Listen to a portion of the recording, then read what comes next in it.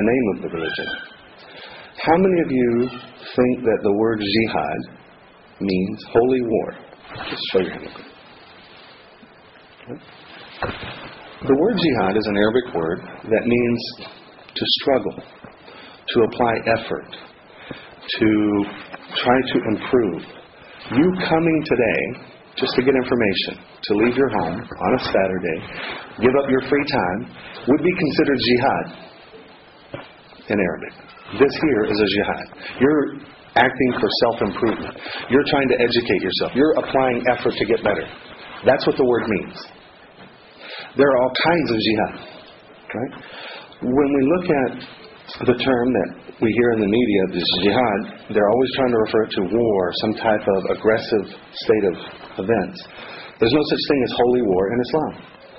Fighting is permissible, but war and holy are two separate words, and they're never combined in Arabic. You don't have a holy war.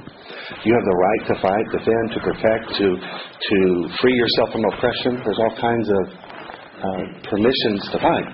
But you would never hear the Muslim talk about holy war. This comes from the era of the Crusades, where it was actually applied to the Christians' concept of freeing Jerusalem. That's what they considered was a holy war. Now it's transferred to the Muslims by just coincidence. I'm not sure. The word terrorism, I think we're all familiar with what's going on in the world today. That doesn't need any definition.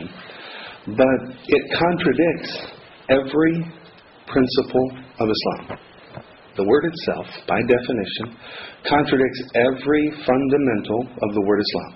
Peaceful, submission, to do things that are unique and individual to yourself. And from a Muslim's perspective, to harm another individual is forbidden. To kill another person for unjust reason is, other than self-defense or something, then it would be considered as if you had killed all of mankind.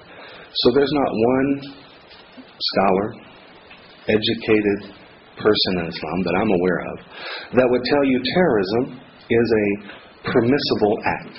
To kill innocent people anytime, anywhere is forbidden. It has no place in Islam. It has no place in the scripture. It has no place in the practice. It has no place in the rituals. It is a totally forbidden concept. Yet we see things today that are terrorism. I'm not saying it doesn't exist. I'm not saying that the Muslims haven't, or people claim to be Muslims haven't done bad things. But they're not acting upon any guidance from their religious authority. And I would challenge anybody to find something different. Suicide in Islam is forbidden. It is an act that is so forbidden, you don't have the right to take your own life at any point. You don't have the right to even have what they call mercy killing. Like if you're in terminal illness and I want to die, you don't have the right to take your life. And you definitely don't have the right to take your life and kill somebody else in the process. Right?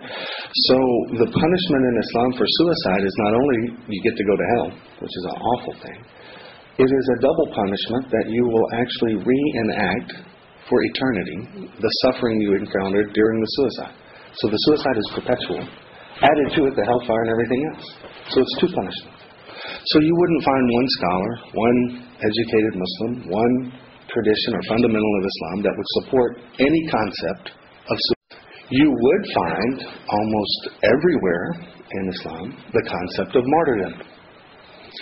Martyrdom is the concept of the ultimate sacrifice to defend your religion, to defend yourself, to defend your ability to practice your faith, to free yourself from oppression, to actually die in the cause of goodness.